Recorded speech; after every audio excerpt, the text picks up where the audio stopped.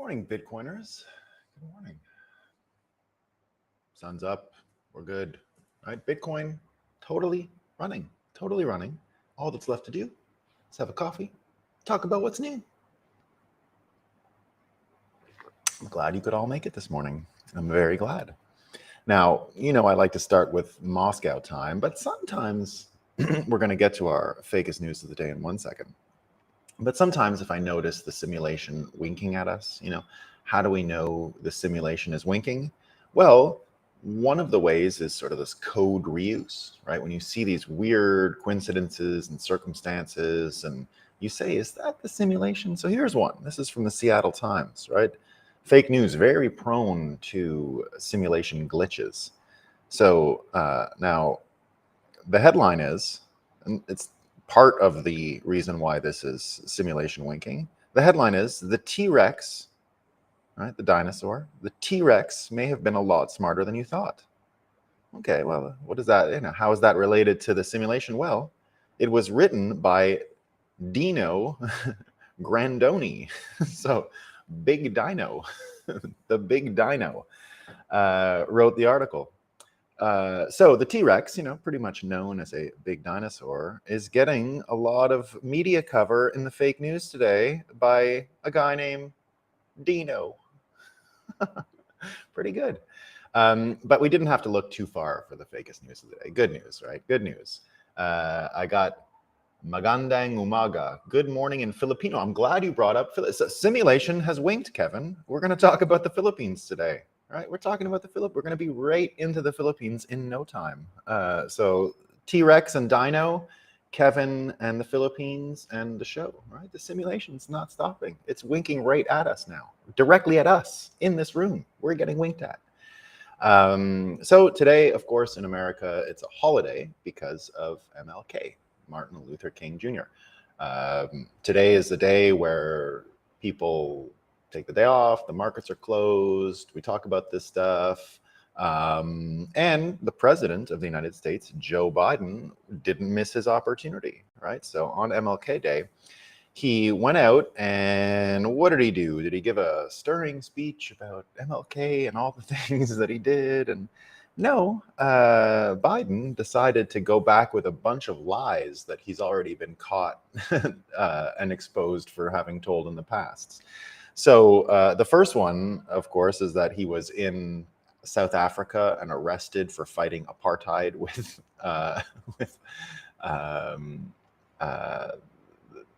Nelson Mandela. Never happened. Never happened. And he's already been fact-checked on this. It's not the first time, right? So he's been fact-checked on this in 2021, where he said that he was arrested in his youth for all this stuff, and it was fact-checked during the political campaign. Not true. He did it again, right? So I took on apartheid in South Africa and a whole lot else. So that's already been debunked. He goes on with a bunch more stuff about, he did his whole thing where he talks to a girl in the crowd, but it was kind of awkward and creepy. He says, "What's your name, honey? It's good to see you. Maybe I can have a picture with you before I leave, okay?" It just didn't go well with him. He couldn't pronounce the name of the Supreme Court judge. For the context of this story, we have to mention, is African-American, Ketanji Brown Jackson. So he was not able to actually pronounce the name. And it's not an easy name, but it was really a full display of the limitations of our first ever octogenarian president, right? The first ever 80-year-old president America has ever had. And he kind of fumbled the ball. Are you going to hear more about it? Maybe. It looks like the media is turning, right? And we're going to talk about that today. But the other thing going on today that's so important that everyone's talking about is the World Economic Forum. Davos begins today, right? It begins today. Now, for those of you who don't know, Davos, the World Economic Forum, all it really is an event. It's a conference, right? It started as a conference. It is a conference. It's always going to be a conference. It brings a lot of these shadowy people we want to talk about, but less this year. So apparently, Bloomberg runs an article today saying the Davos Forum is back with less billionaire star power and no snow, because I guess it's warmer there. So people talking about how it's no longer trendy to go. Of course, lots of people now, it's become kind of a meme, Davos and all of their machinations and all their scheming, and Klaus Schwab, right? Klaus Schwab, Schwabian, right? If you know any of these conspiracy theories out there about the Schwabian people, right? They're a group of people that some people say are related to, you know, far back ancestors, and who knows what they've been up to ever since. There's some people who say they're very linked with the Babylonians and others, and who knows? We don't know. We're not here to talk about that, but Schwabian is definitely a thing, and Klaus Schwab is one of them. Lizard people, Hammersaw says, yeah, the lizard people, that's where the Schwabians are connected to, if you weren't aware. Interestingly, they are often brought up in terms of the kid stuff, right? The stuff that Kanye was talking about, Balenciaga and all that stuff. Interestingly, and I'll always mention this is an interesting historical footnote, because my family name, Bowerly, and my ancestors actually come from that area. We are also Schwabians, believe it or not. My name is. I mean, it was mixed and all that stuff, and my father was not from there directly, and blah, blah, blah. But the way my name is actually spelt is, there's no doubt it's from that part of the world, the Swiss, French, German border. In fact, when I've flown into that area before, I've one of those, you know that old Eddie Murphy skit where he does whiteface and goes on a New York City bus. You ever seen that one? He walks around New York City. If you haven't seen it, it's one of the funniest things you'll ever see. So Eddie Murphy decides to find out what it's like to be white in the 1980s in New York, and he paints himself in whiteface and goes on a bus, right?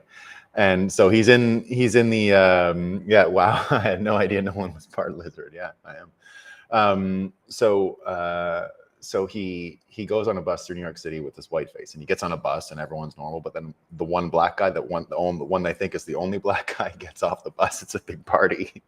And then he goes to a little convenience store to buy a newspaper. And then the guy in line ahead of him is black, and he goes out of the store. And the guy goes, just take it, don't pay, it's okay. He's gone. It's just one of the funniest skits you've ever seen. But the truth of it, in the end, was a little bit like that. When I got to Switzerland with my name as it is, and I came to the border from the airport, I was on a layover, and I was just passing through. So I had a couple hours. I said, maybe I'll go to town, maybe I'll go check it out. And back when SNL was great, Justin says. So I go out of the airport, and when I come back in, the passport guy, looks at my name and he goes, welcome home. Like, he doesn't even check. He didn't care. Like, I was like, okay, great. I can live with that. Anyway, so Davos is an event. So today on the show, what we're going to do, and studying Davos, let's say, for quite a while. On Schwabians, and this one comes from the National. It's an interesting little footnote in history, believe it or not. So in the 1920s, even in the 1920s, National Geographic magazine uncovered and wrote about open air human slavery markets in this part of the world. They were still in commerce. And the reason they existed was because the land nearby that Schwabia, right? So that is all on, I think, the Rhine, one of those. There's a big river there, and it's really important, and a lot of fertility and good soil where my ancestors are from. So Freiburg, Strasbourg, all this area. It's very hilly. It looks exactly like Vermont, where you see me broadcasting from regularly. It's very, very similar. But next to it, of course, is the Alps, just south. And that is not as good farmland, of course, right? The very high mountains, you can't farm so high. So the Swiss had already figured out all the valleys and everything that was farmable. But the families that had poor farms in the old days, what they did was, and 99% of the time, I bet it worked out just fine, right? The people came from the mountains with the bad farms. They had too many kids. What they would do is they would come to the lowlands where the farms were much more profitable, much bigger, much more yield, and they would actually sell their kids for the summer, right? They would sell their kids for the summer to a farm. Now, as I said, 99.9% of the time, the sale of the kid for the summer on the farm was a normal practice. The kid would go home once the work was done and go back up to the higher mountains after working hard in the higher yielding farms. But not everybody who showed up to buy the kids had a farm, if you know what I mean. And when they found it out in the 1920s, it was more of the people who didn't have farms that were going to buy the kits, right? So that actually happened. That's a real story. That is not fake news. Dark, but true. And, you know, who knows? Who knows what happened after that? So they're both events, and I tried to get years ago CoinDesk already in 2016. I was working to get us press credentials to go to Davos to do what? To prank them. We were going to just be jerks and irreverent and try to get kicked out and make news. And we thought that was really funny. And, you know, Hammersaw says the alternative was to eat the kids. Could have been better for some of them, actually. Anyway. Go look at you can find it from the National Geographic Archives. It's a real thing. Unfortunately, practice stopped, of course, but and you know, I found out this sort of stuff went on outside of that part of the world too. I've heard that it was a practice around America. Now I don't know all the details, but when I first found this out, I sort of socialized it with a bunch of people, and they're like, "Yeah, that happened where we are. It happened in Nova Scotia, what happened in New England." Okay, maybe. I don't think we're doing that anymore. So it's an event. I tried to get CoinDesk years ago to be irreverent, but that was at the beginning, and it took a little while to get on board and get included. But at the time they did, I was no longer really there. And they went and like took it seriously, and they go and like report on things and like what's going on and what did Greta say. And so I still disagree with that approach, right? I still think you should go there to get kicked out and to not participate in any kind of friendly way, to really just try and put a contrast with the event. But nevertheless, I think Bitcoin 2023 is the best contrast in the world to Davos. I really do. And that's how I program it. So I got into that whole field of programming events, and I studied Davos's model. I studied how Schwab made it. You know, Schwab is an engineer, right? So he created this event from an engineer's point of view, and back in the 70s, and worked at it and got people to come and all that stuff over time, right? So you know, he had a mindset, and one thing he did to make money, let's say, for the event was he basically sold programming to the board of trustees who were big donors. And I paid very close attention to that model because I didn't want to replicate it, basically. And I wanted to find out how it was that the agenda and the items became so co-opted based on how it started and where it ended. And I figured out it was this federative model they used to create the agenda. So they charge everyone like $1 million, and then all that gets you is a seat at the table for agenda writing. And, you know, from there, they can distribute all of their narratives and all that kind of stuff. So that's how it works there. I mean, people get invited to speak, of course, without paying, but it's generally because these people who are bankrolling the actual agenda have already decided they own a, you know, I even do the same, by the way. So when I build events, I think of it as a show, and I think of it as casting. I fantasy draft an agenda with speakers, and I put people in, and I think of high notes, and I definitely keep my mind open and test ideas. You know, I try to test some ideas on this show. As we get closer to the event, we're going to be doing that a lot more. I'm going to ask you guys, what do you think about that? What do you think about that? Is that a good idea? I do that sort of all the time as I'm programming these events, just because I like the feedback loop and to understand. And we don't charge $1 million to be part of our federation, of course. It really is just, you know, let's have a chat and we'll figure out what should be on the agenda. You know, that whole thing, how they create their agenda, who they're responsible to, how they pick out the things that are important this year, right? No longer really organic, definitely from this high paying board of people that help inform what they want to talk about, right? So Bitcoin 2023, the exact opposite, right? It's what's going on Twitter, what are the plebs saying? And it's a totally different audience, obviously, right? We're not even thinking in the same terms. We're all about changing reality at the fundamental level of money. And the other event is about these minor tweaks. So that's what we're going to talk about today. Alex Gladstein, who is a regular at our show, and who is really someone who sort of escaped from that world as far as I can tell, right? This is someone who was involved in all the types of stuff that Davos would normally be the forum to discuss, and he moved over. And hi, Nolan. I'll catch the rest of the stream tomorrow. I'll be at the next Bitcoin conference when the vax requirements are dropped. I don't think the Indemnity says, I don't think the vax requirements are at the conference. I'll check back on that. I don't think we have vax requirements at the actual show. I think flying into America is a problem.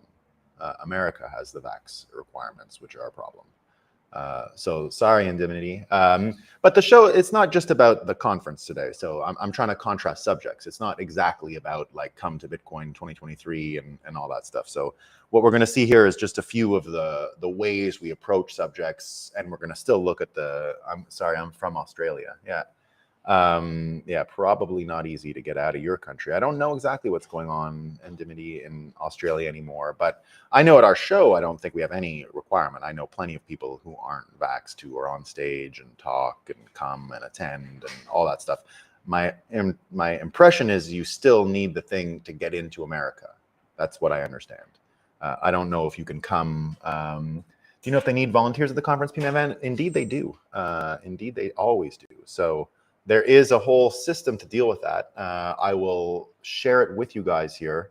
I'll put together a little info thing for all of us, right? I am going to get us.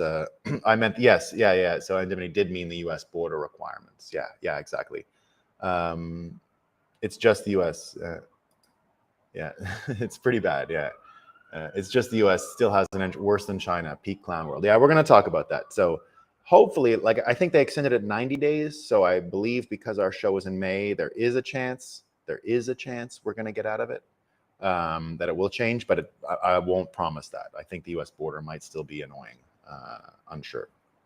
So Alex Gladstein, I think a credible source to compare and contrast Davos and Bitcoin 2023, here says, what's on the agenda. So this is his predictions for what's on the agenda and in his words, but it's actually true. And that's what we're going to follow today. Fly to Canada. Hello, my name is Fly to Canada, drive across the border. I don't know if Canada might still have the vaccine requirements to enter. I'm not sure. But yes, that is a plan. You could even come through my house. I cross the border all the time. That's how we do it, right? Very easy to fly into either Toronto or Montreal. Montreal's closer to New York City, but further from Miami. So if you flew to Toronto, you could get across to Buffalo very easily on foot. You know, you could take a bus down to Canada. No, I don't think you can fly into Canada. My bet is Canada is more ridiculous than the United States. Their whole point of their existence is to be more ridiculous than the United States. That's what they're after, right? They would never, if America went this far, they would try to go a little further. So here's what Alex Gladstein says on the menu at Davos this year: structural adjustment for the global south, right? So we're going to talk about energy and the structural adjustments he's talking about north-south. Bailouts for the 1%. So he's talking about finance and their failures and what's going on with that, right? Canada, no requirements, P-Man Van says. Okay, good. So indeed, you can do that. I'll get back into this. But if that is true, if you no longer need a vaccine to fly into Canada, fly to Cuba, closer to Miami.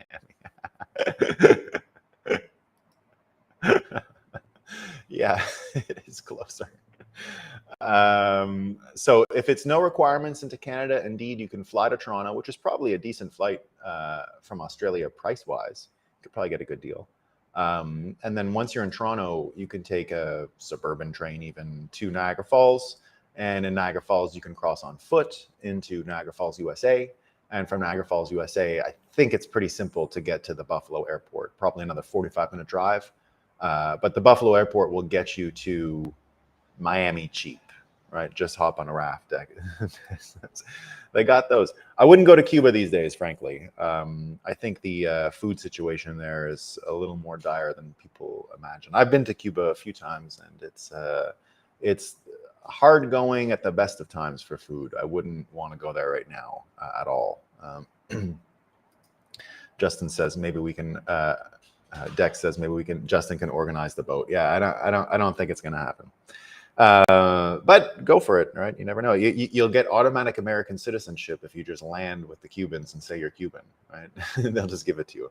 It's one of the craziest things in American immigration that Mexicans, right, who are from a capitalist country cannot. Well, they do anyway because the border's totally open, but they don't get anything when they cross because of the way immigration laws were written and specific in order to target and isolate Cuba. If they just step foot on American soil, is done. They're American.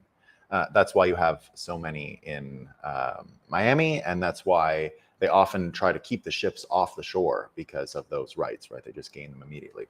So Alex Gladstein talking about north-south structural adjustments, particularly in energy. He's talking about finance failures and the bailouts that have to come for them because of their failures.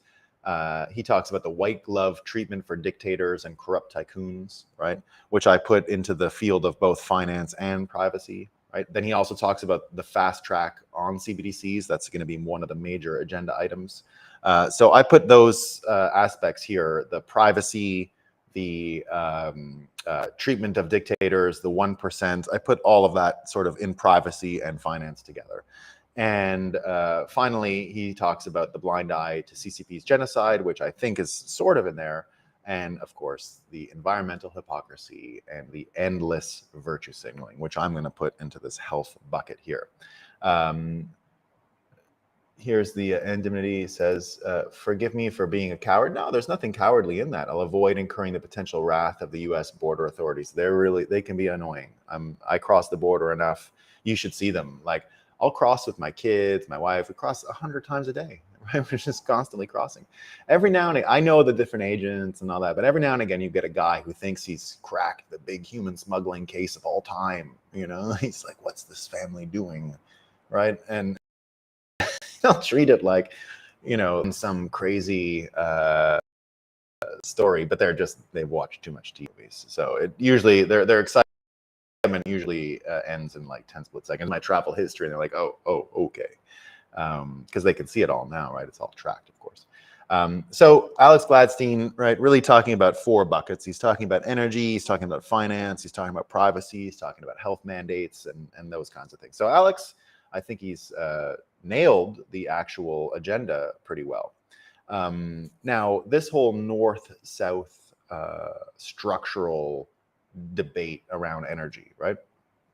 It's going to focus on stuff like this debate that we predicted here on the show weeks ago, that Doomberg has predicted. We copied Doomberg's prediction, which was that everyone's going to be fighting about gas propane stoves, right? Gas propane stoves were going to be the big item of debate. And the Wall Street Journal even today says the coming gas stove culture war. So they're finally into the prediction model. So Wall Street Journal about 2 weeks late on the predictions that we were making here, but now predicting the same thing, that this debate about gas stoves is not going anywhere. It's going to continue. It wasn't just a scam.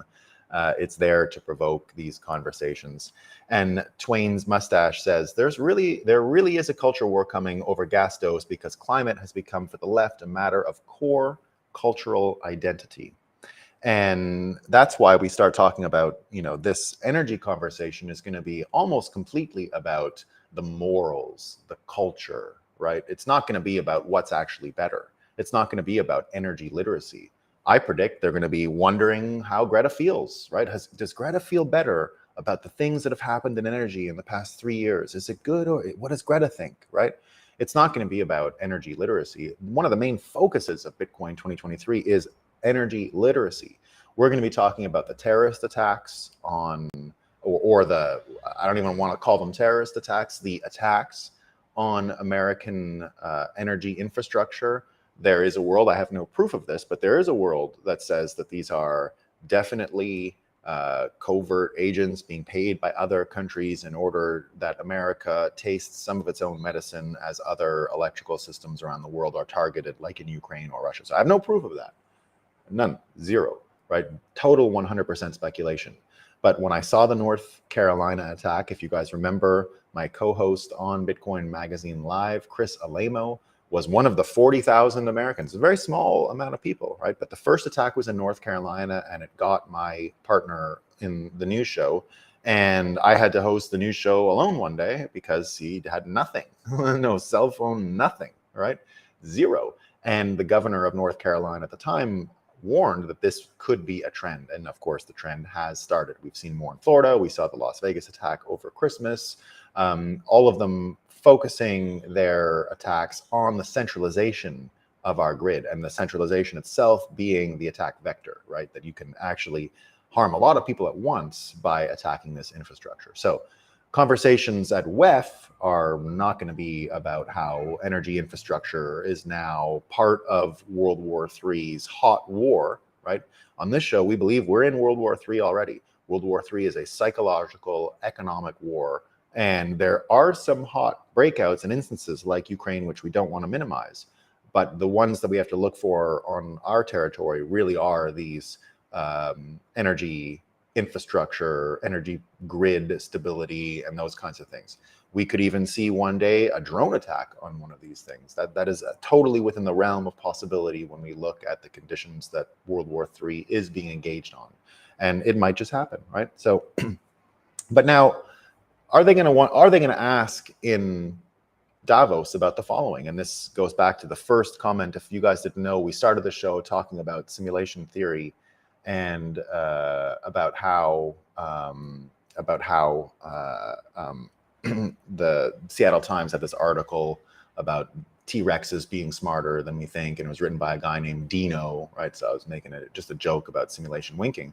But as I did that, we had Kevin giving us our good morning, as many people do on the show, and he'd used Magandang Umaga, good morning info. I said, there's the simulation winking again, right? That's why I'm mentioning this, because here's a story you're likely never going to hear at Davos. They're important, and it's the kind of story we're going to be talking about all day long in 2023. And this is from Energy Bance Mark Nelson at Energy Bance. The guy's name is Mark Nelson. And he wrote a thread about a nuclear power plant in the Philippines. Right? So here's what he says. In 1985, the world's leading nuclear energy company, Westinghouse, completed a nuclear plant for a growing country that desperately needed the electricity. The plant has never been turned on. Welcome to the maddening but hopeful story of Philippines' Batan nuclear power plant. A few months ago, I was invited, this is him telling, a few months ago, he was invited by congressmen from that area to see something few have ever seen, a nuclear power plant frozen in time, completed with a trained staff, operating staff, but it was never turned on. He really excited to go, right? So he tells a bit of the story of how it happened. Marcos and his wife led the country for 21 years. During the 70s, USA supported them as anti-communist bulwark during and after the Vietnam War. Many projects, large and small, useless and valuable, went forward, frequently due to the wife's initiative. One of the grand Marcos projects was to make the Philippines into a nuclear energy power. Westinghouse and GE competed for the prize. Westinghouse pressurized water reactor technology won, and the construction began in 1977. Eventually, the public, the military, and even the USA got tired of the Marcos family.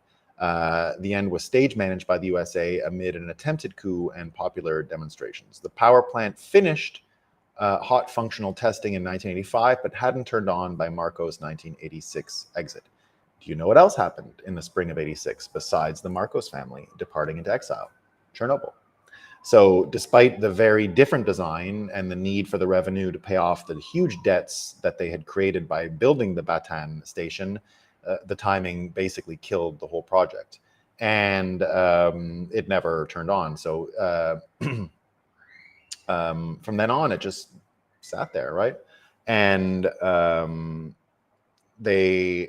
he's brought inspectors, so very similar designs function in now South Korea. There's a chance that they're going to try to get all of this going again, and that's what he's talking about. So he was there really in an attempt to try to re-encourage this thing to run, and getting people on board, and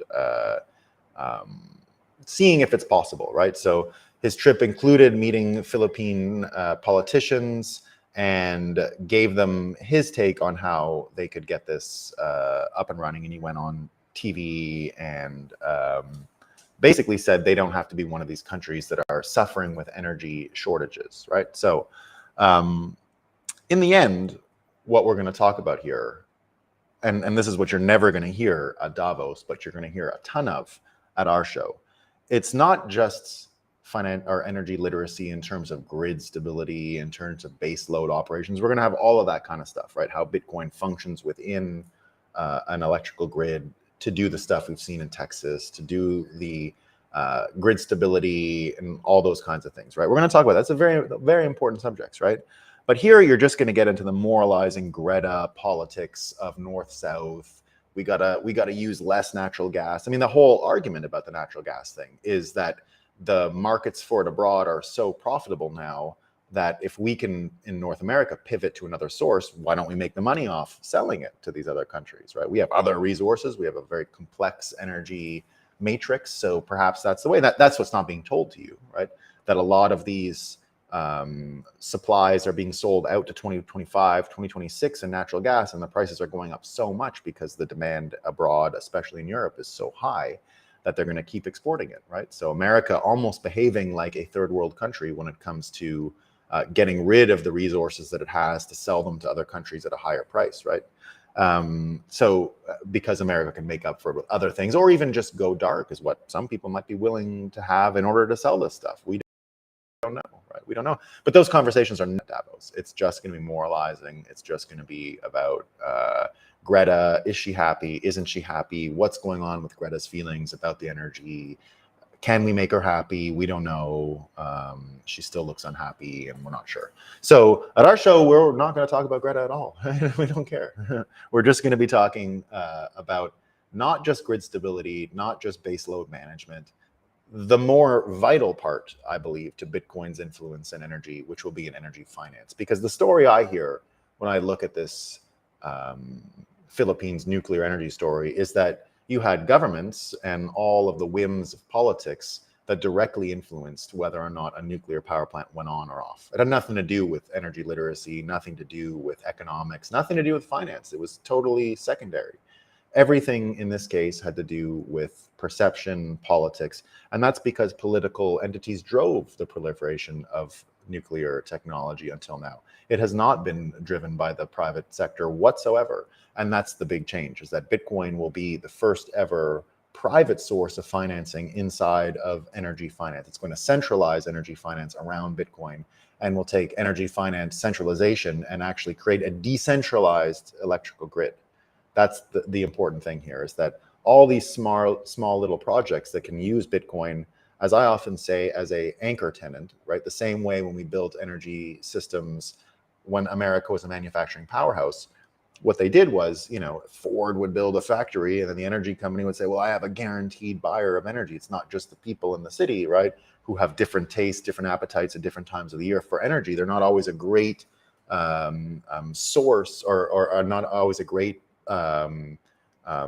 user of energy as far as the economics go, right? The people don't always have the same needs as the grid, and therefore you need more diversity when it comes to load balancing the grid, and financing will take that into account. And financing with Bitcoin at its center allows smaller projects less concern about how many people are there to support the project, because they have this more or less. The mine is the same thing as a car factory or another big user of energy that can help you predict revenue, more or less, right? So the big thing here is that we're going to be, just light years ahead of what Davos is doing as far as energy. It's not even close, right? The next one here is what he predicted, what Alex Gladstein predicted, was this bailouts for the 1%, right? Bailouts for the 1%. And again, this will be tightly coupled with energy. And we're definitely be talking about energy finance and not just Wall Street finance, right? There's a difference. Energy finance creates real things, energy infrastructure. Wall Street finance is just more financial engineering. Bitcoiners, if I'm to speak for many of them that I've spoken to, don't want more Wall Street, right? More finance for things that we can use, fine. But more financial engineering, not the same thing. And Ben Rickert starts making some predictions here. And I wonder if we're going to hear about this at Davos. I doubt it, but this is the kind of stuff you're going to hear at Bitcoin 2023.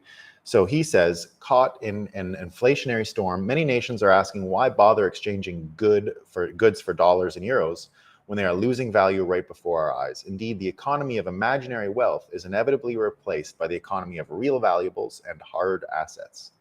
According to the IMF, today's global foreign currency reserves contain 7.1 trillion and 2.5 trillion euros. $7.1 trillion dollars and 2.5 trillion euros. This currency is depreciating at the annual rate of 8%. Moreover, it can be confiscated or stolen at the whim of the US if it disapproves of something in a country's policy. Reserves will be this has become a very real threat for countries that keep their foreign exchange reserves in these currencies.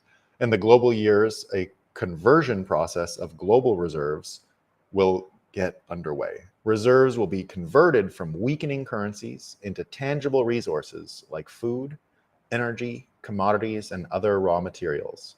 Clearly, this process will continue to fuel global dollar inflation. So Ben Rickert here is saying more or less dollars are going to be used to finance things that are real, not just more stocks and other stuff, right? He's saying food, energy, commodities, and raw materials. So a stock that is associated with these things could get a boom, but this isn't just like tech investing anymore. This isn't like, oh, what's the newest startup and are they going to be a unicorn because of a user base and blah, blah, blah, right?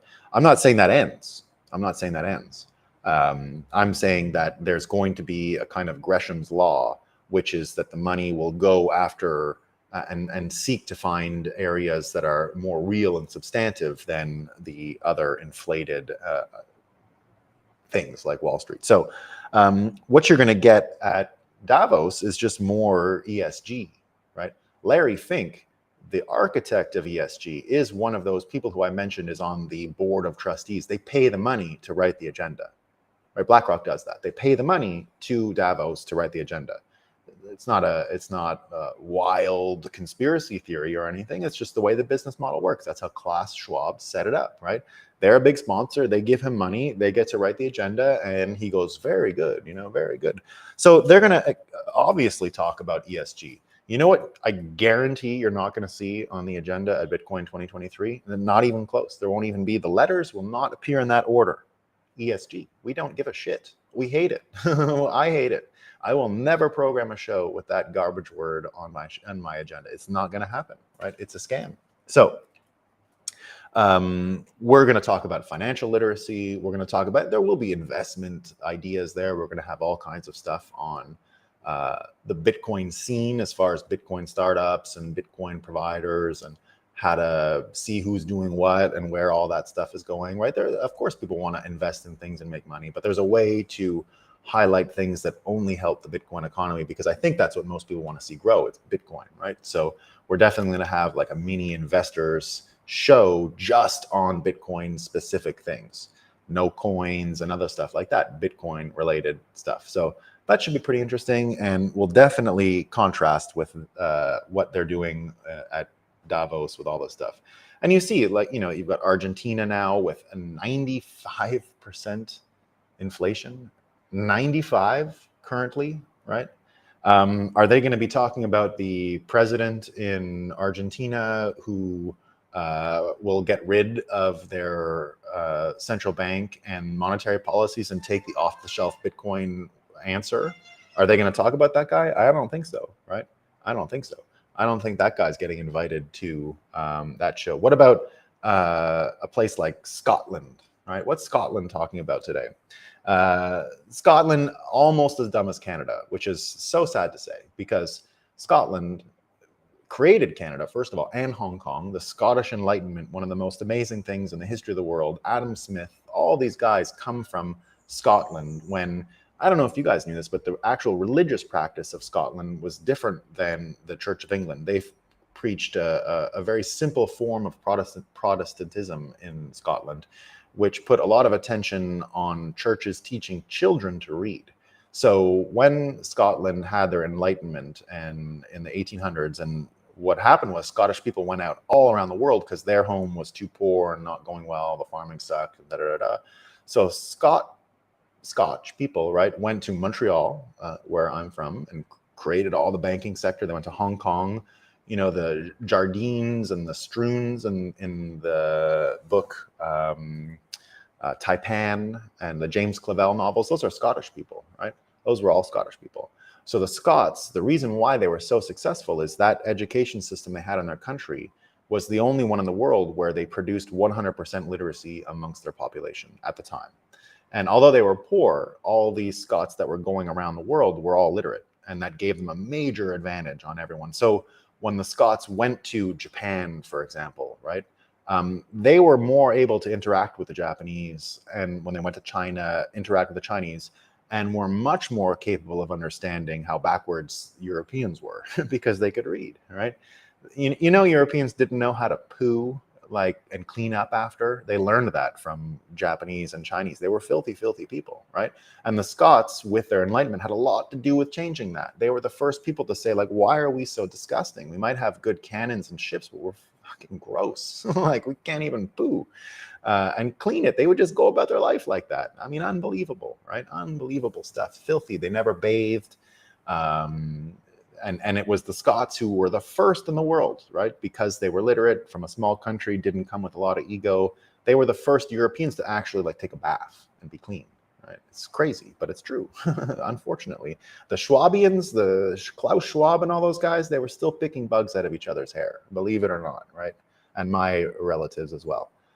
So you gotta hand it to the Scottish people. But this guy, just like Canadians, right? They've fallen pretty far.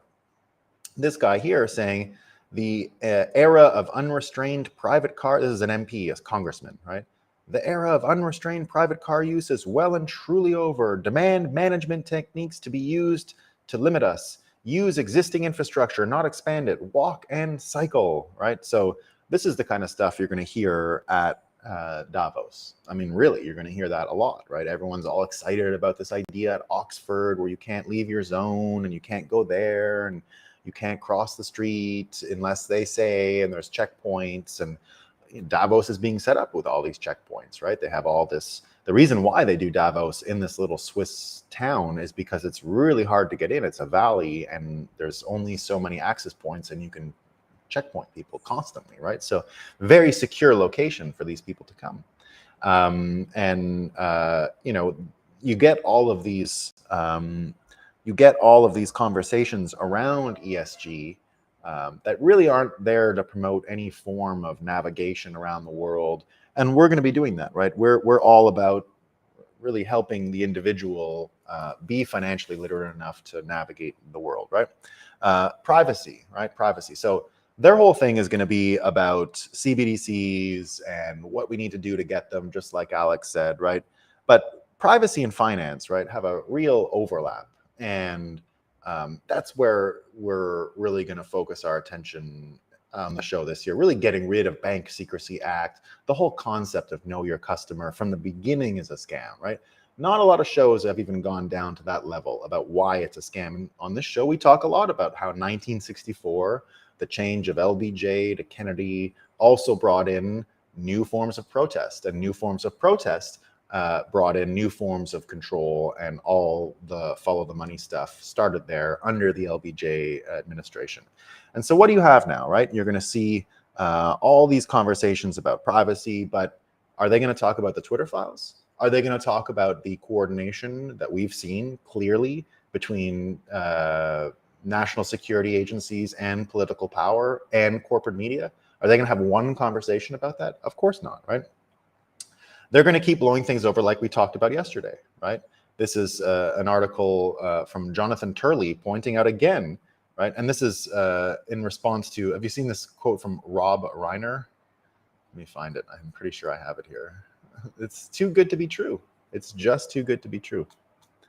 So Rob Reiner, if you don't know, he made one of my favorite movies of all time. Rob Reiner made Stand By Me, which is an incredible film, like just one of the greatest films, right? Let me see where it is. So anyway, I didn't copy it. So Rob Reiner basically says, well, Trump's a criminal and it's a good thing we have Biden because he's a really decent human being. He said it today. He said it today, right? But now everyone talking about, you know, the privacy piece, and we're very interested in headlines and where the headlines come from and what people are focused on and why certain headlines are chosen over others. You know, why, and this is what Jonathan Turley asked here, the importance of being Biden, how Hunter Biden reached a new low in seeking to bar daughter from using his name. Remember, Joe Biden has an unacknowledged granddaughter, a baby. And there's people arguing he's a good guy, right? Forget for a second everything about the CBDCs. Can we trust the media? Obviously not. What happened with Twitter files is bad. Just forget it for a second. If you only knew this story, only this one, you could infer everything we've learned from the Twitter files and all of the manipulations that have gone on, right? This is as low as you can imagine, that no one is asking the president about his unacknowledged granddaughter, and there's still people there going, oh, you know, maybe okay. Now, who knows what went on with Hunter? I'm not saying Joe has to get involved, right? But he's got to acknowledge it. He's got to say, like, that's a human being, right? It's not going to happen, right? Not going to happen. So, you know, that's a big part of what's going on there. And now, what we see, though, is Biden definitely getting criticized. We predict on this show everything about this documents story is more of the same astroturfing of information, astroturfing of stories, right? We're going to talk a lot about astroturfing of stories and how important that is to avoid getting manipulated psychologically, right? When you see a story getting set up, that's why we talk about them. Here we talked about the propane stoves because we said this is coming, right? And we've been talking about the document control stories, the Mar-a-Lago and the Mar-a-Lago.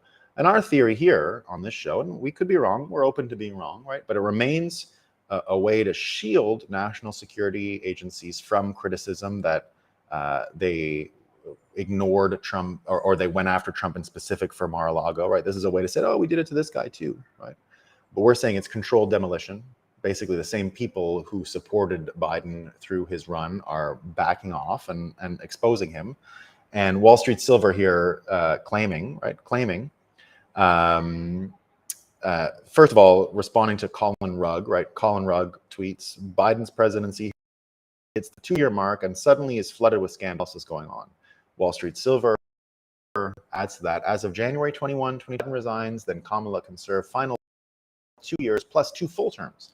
If before now, then Kamala Harris could only run for re-election 1 time. Says, I'm not claiming this is the plan. I'm just pointing out that it is what the Constitution says. So that's the world we're going into, right? That's the world we're going about. Privacy and how much do we know? Headlines, how much is controlled? And when I say privacy, do we understand psychological manipulation is going on, right? We're going to find out more, I think. But the most important one that I can see, and this is something that Bitcoin has to separate it so much from crypto, to separate it so much from anything else going on in the world, is this health piece, right? Is health. So, you know, one could think it's mental health to not get rolled by the liars and the Secret Service and all those people.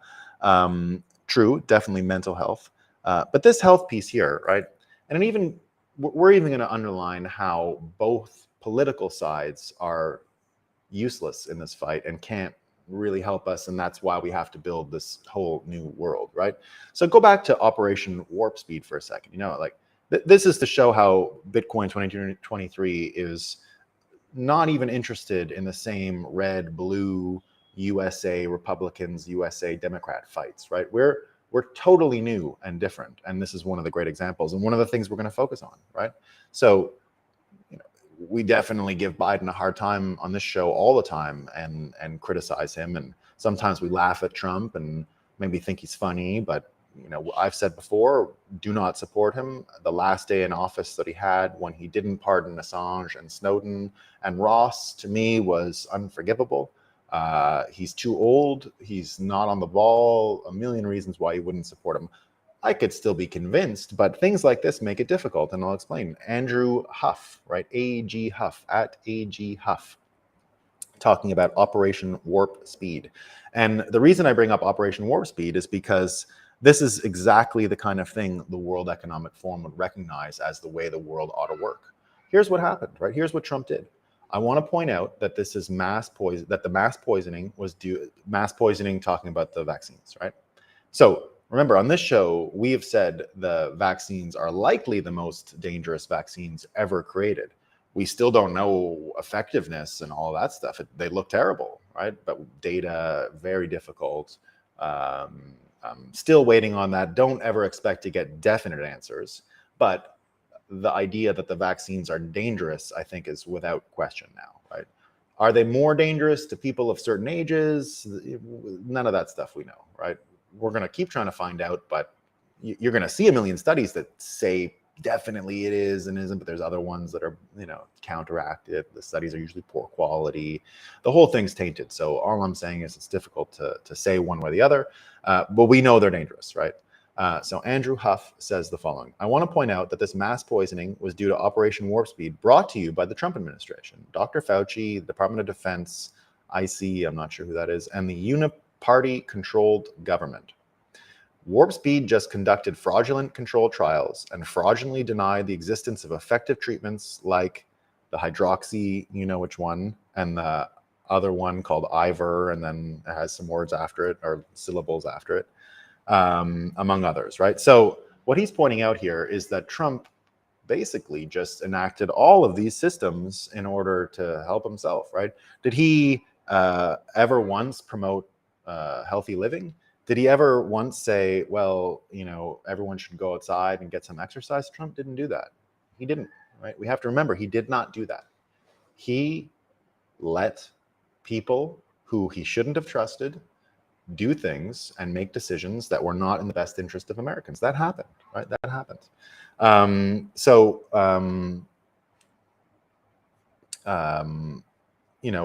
We can even see, like, the Thomas Massey puts this collusion into perspective when he's talking about, everyone freaking out now about the COVID vaccine prices going up. Oh my God, they're going up, right? Even though they don't work, they're going up, right?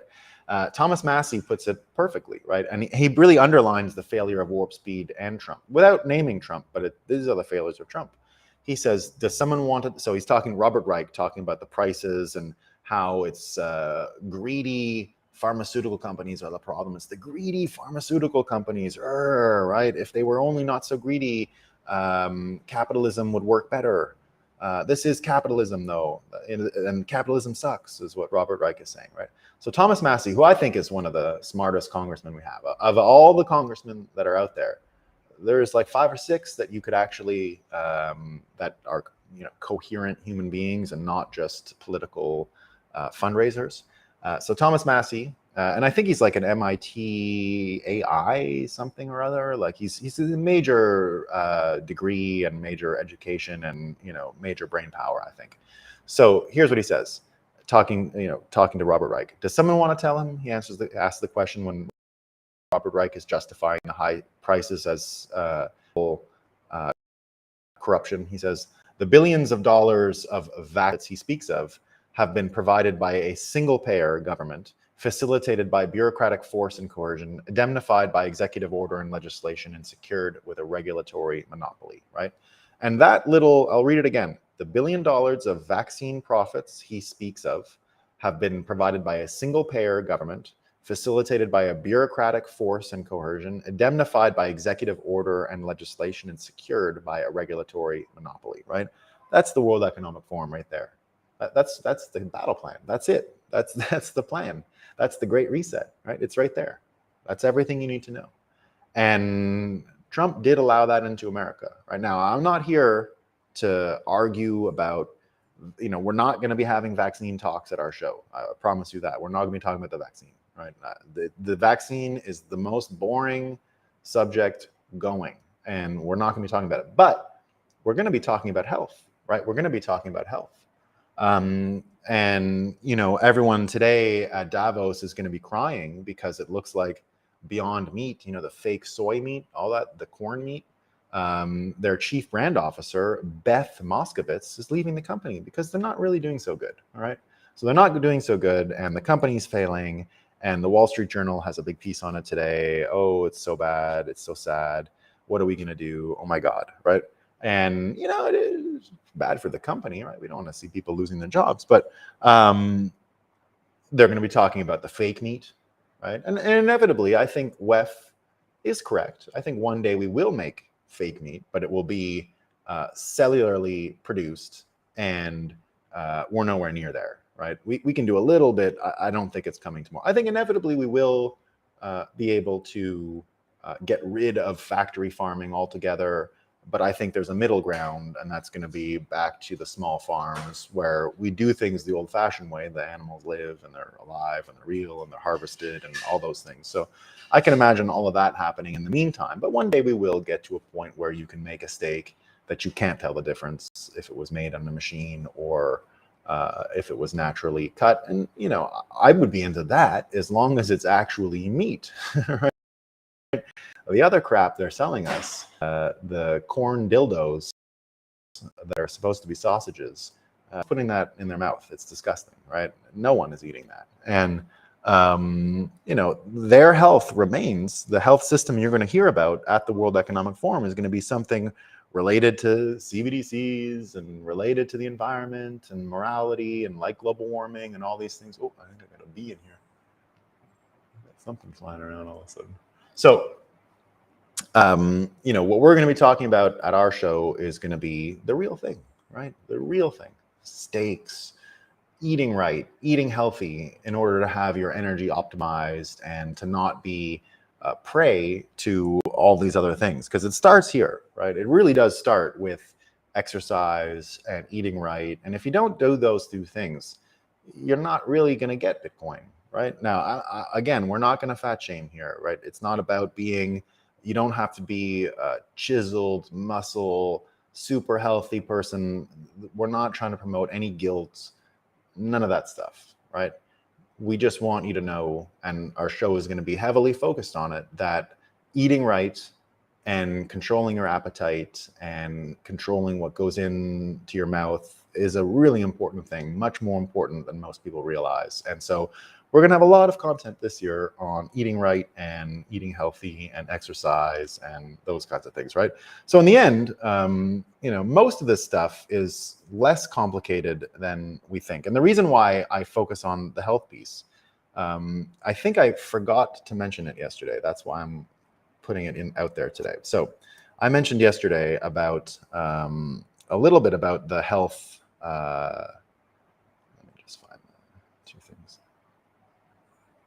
Yesterday we were talking about this contrast again with health, and we were talking about how health, the logic around the health piece mimics that of the economy. And I'm going to compare two different tweets, but they say the same thing. So this one I read to you guys yesterday from Cernovich, which is big pharma's power is due in large part to people's eating themselves into disease and then needing drugs to treat these conditions, not to mention So demand, poor health created the supply, right?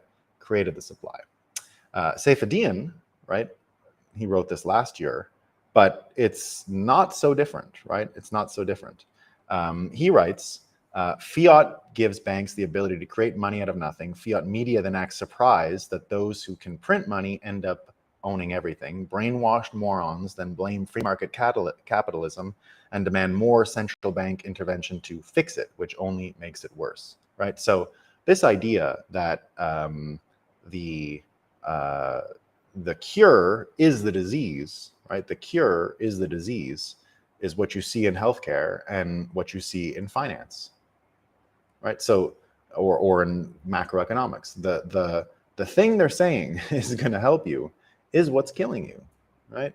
And it's the same argument in both cases. So Bitcoiners, and we will have a focus, as I said, on this health thing, because what it allows you to do is model the same logic in eating, which is intimate, that you should transpose into money.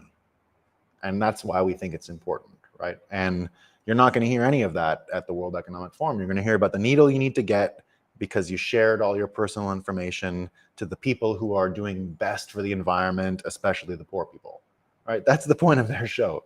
Our show is eat really well so your brain works, so you understand complicated systems like energy that can be much simpler than they are. And once you get that, you'll understand how simple money actually is. All right? It's not as complicated as everyone says. The answers are much simpler than anything being sold by the ESG, CBDC, WEF cartels, right? Much easier. All right, let's get some comments here. Went a little dobro jutro. I don't know what that means, Defina. Yeah, don't forget the attack on our personal consumption. Yeah. Here's where you get Bitcoin graffiti saying, examine the hunger spontaneously seeking to fill the mouth. Yeah. Persistence brings good fortune. Yeah, absolutely. Does what you try to satisfy your desire with actually satisfy your desire? Yeah, it's you know, it's the thing. If you believe in a lot of the chakras, you know, that whole field, which you know, we're energy and light, right? If you believe in that field, then you'll know that that insatiable hole in your stomach is a spiritual thing, and filling it with things like food won't fill the cup, and that's how people get bigger and bigger, right? A very simple way of saying it, but one that rings true to me. I'm probably most people. All right, team, went a little long today. Thanks for sticking around. Tell me if the audio was good. I think I had it all figured out today. Let me make sure. Sounds like it was good. Sounds like it went okay. If it did have a problem, let me know in the comments when the video goes up on YouTube. Otherwise, I'm going to keep this system plugged in, and hopefully it goes well again tomorrow. I'll see you all tomorrow. I'll be out and about today on Twitter. You know, say hi.